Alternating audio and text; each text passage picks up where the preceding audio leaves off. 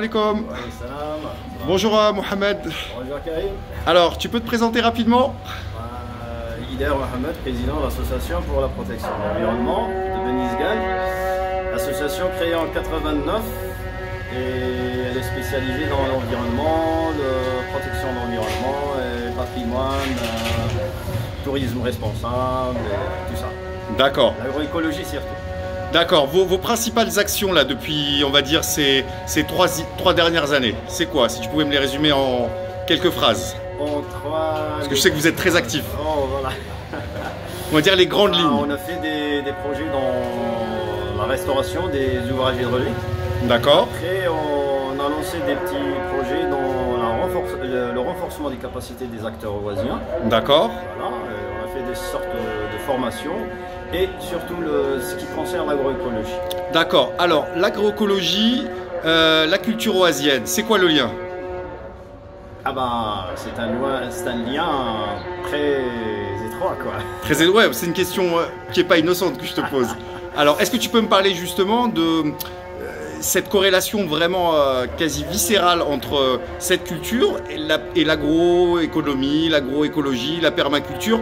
C'est quoi les points communs en fait? Écoutez, si on sait que les oasis, c'est l'homme qui a apprivoisé la terre aride et arrivé à créer toute cette verdure et tout ce patrimoine-là, avec, au fil du temps, il a acquis, l'homme oasien, il a acquis une certaine expérience. D'accord. Y compris l'expérience agroécologique.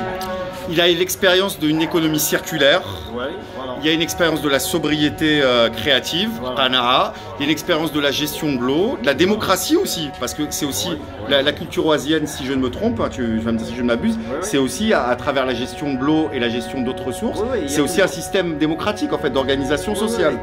Tous ces acteurs-là, il y a l'homme, il y a l'eau, il y a le bâti.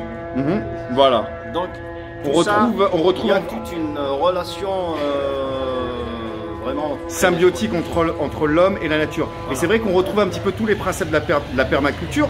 Et puis il faut savoir que mine de rien, l'oasis, c'est la preuve que sans l'apport positif de l'être humain, la nature s'effondre. Parce que une oasis, sans la bienveillance de l'homme, qu'est-ce qu'elle est? Et c'est ce qu'on essaye maintenant de mener un plaidoyer, vraiment un plaidoyer envers les oasis.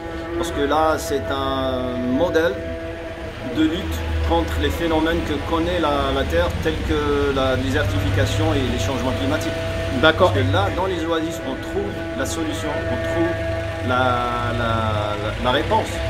Comment maintenant est-ce qu'on peut, ce système oasien, comment est-ce qu'on peut l'intégrer dans la modernité du 21e siècle justement? Comment est-ce qu'on peut faire? C'est un petit peu enfin, pas compliqué, mais il faut essayer de convaincre. C'est ce que j'ai dit, il faut vraiment, c'est tout un plaidoyer à mener, à convaincre les gens des autres territoires à essayer de s'inspirer du modèle oasien. Voilà. Alors, tu m'as dit tout à l'heure en off que vous avez créé un réseau. Oui. Donc, est-ce que tu peux me parler, voilà, pour terminer de ce réseau, peut-être ça peut intéresser des gens, te motiver et tout. Je t'écoute. Oui, merci. C'est le réseau associatif pour le développement durable des oasis, RADDO, le RADO. C'est un réseau oasien qui a été créé en 2001, ici à Benizgan, à Gardaïa. L'idée est venue en 2000 à Zarzis, en Tunisie. Et c'est un réseau qui réunit l'Algérie, le Maroc, la Tunisie et la France. Voilà, on travaille tous en synergie, en collaboration étroite pour le bien des oasis, tout ce qui concerne les oasis. Donc tu m'as dit que vous étiez à peu près une 80, c'est ça? On va dire le réseau étendu. Voilà, je vais dire que ce réseau-là, il est représenté par des points focaux. D'accord. Chaque pays, il y a un point focal. D'accord. En Algérie, c'est lequel? L'Algérie, c'est notre association qui est le point focal RADO.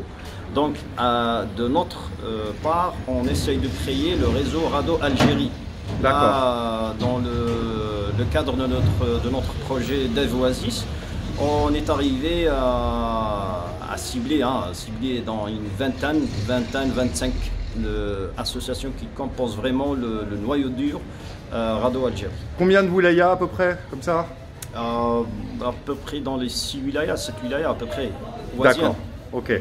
Donc, et ça avance là, c'est vos objectifs sur le long terme, c'est quoi alors? Il y a une certaine dynamique, Dieu merci. Il y a une sensibilisation, les gens commencent à vraiment s'apercevoir que l'Oasis, on peut faire des miracles. D'accord, comme modèle donc vraiment économique au sens, ça veut dire oikosnomia, donc la gestion de la maison, un modèle donc écologique, un modèle agricole, économique, social, oui. Une agroéconomie, enfin une agroécologie. L'agroécologie avec tout le mot qu'il porte dans son... Je vais t'embêter encore, une dernière question qui me trotte, parce que je sais que un des super souvenirs que j'ai de votre travail, j'ai fait une fois une exposition sur les dates. Ouais. Et là, en ce moment, c'est ma passion, les dates. Alors, je voulais un petit peu que tu me parles, il y a combien ne serait-ce que ici dans votre région, je crois que c'est peut-être une des régions où il y a le plus, parce que souvent, on parle de Deglet-Nord. Voilà. Et moi, je pense que c'est super important d'expliquer aux gens que Tamara, c'est des centaines de variétés. Des centaines de variétés. Il y a des variétés précoces, il y a des variétés tardives, il y a des... écoutez, c'est vrai, les gens du Nord, comment on les appelle, les gens du Nord? Les gens du Nord. Les gens du Nord, voilà. Ils connaissent que le Deglet-Nord. Et voilà. Il y en a combien de variétés à peu près? Par exemple, ici à Gardaïa, on peut compter jusqu'à 50-70. C'est ça, ouais. Voilà, 50-70. Tu as des noms comme ça à nous citer un petit peu Il y a la classe c'est Bent Rebala. D'accord. Il y a Dala, il y a Tamjuhert, il y a Kseba, il y a Sbab Dra, il y a pas mal. Elles sont commercialisées ici ou là il y en a très peu? Il y en a combien? Il y a le problème de commercialisation. Pourquoi? Parce que bon, il y a certaines variétés qui supportent pas. Voilà, qui se conservent mal. Voilà, qui se conservent mal. Donc c'est ce qui fait, ça se consomme ici au niveau voilà, local. C'est ça, c'est pour ça que ça part pas. Vous savez, l'autre fois, on était invité pour le stand de Silla. D'accord. Le salon du livre. Oui, vous avez fait d'ailleurs une apparition remarquée. Hein. J'ai fait exprès, j'ai apporté avec moi à peu près 9 variétés. D'accord. Et je l'ai fait exprès de ne pas apporter avec moi la Deglet-Nord.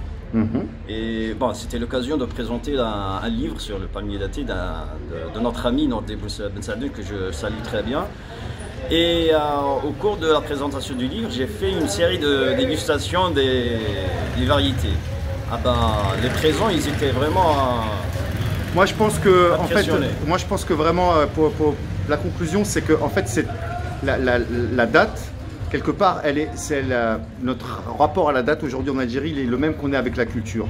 On est dans une standardisation, alors qu'en fait, on oublie toutes les variétés, toutes les facettes de notre culture. Et chaque date, c'est un terroir. Moi, je me suis même rendu compte qu'il y avait vraiment, la même date qui était à Timimoun, je l'ai goûté à Moralar, par exemple, à Ain Safara. Oui, par exemple. Elle n'a pas le même goût. Oui. La date, c'est peut-être le fruit, c'est peut-être le fruit qui a le plus de variété de goût que je connaisse au monde. Ah oui, c'est sûr. Et plus que ça, il y a des vertus. D'accord. Il y a des vertus médicinales. Donc, quand on sait que, par exemple, la variété de Dala, elle est bonne pour les diabétiques. D'accord. Et je sais pas, la Tamjuhert, elle est bonne pour les gens qui souffrent de l'anémie. Il y a des recherches scientifiques donc qui sont faites autour de ça? Pas, parce qu'on a hérité ce savoir-faire par nos ancêtres. D'accord. Donc il reste au laboratoire de prouver ça scientifiquement avec des fiches techniques. Et là, on prépare, Inch'Allah, un travail dans ce sens. Dans votre réseau oasien ou là c'est au niveau de votre association? Au niveau de l'association, ça va avec. Ça va avec, d'accord. Ça, c'est un travail vraiment intéressant. Ouais. Si tu avais pour conclure un petit message à passer aux autres, on va dire, écologistes ou darologistes en Algérie, ça serait quoi? Soyons unis. Ouais. Soyons unis, parce que ça nous concerne et c'est nous l'avenir. C'est vrai. C'est nous l'avenir. Ça, c'est la super conclusion. Je te remercie beaucoup. Merci de bien. Bienvenue. Ouais, merci.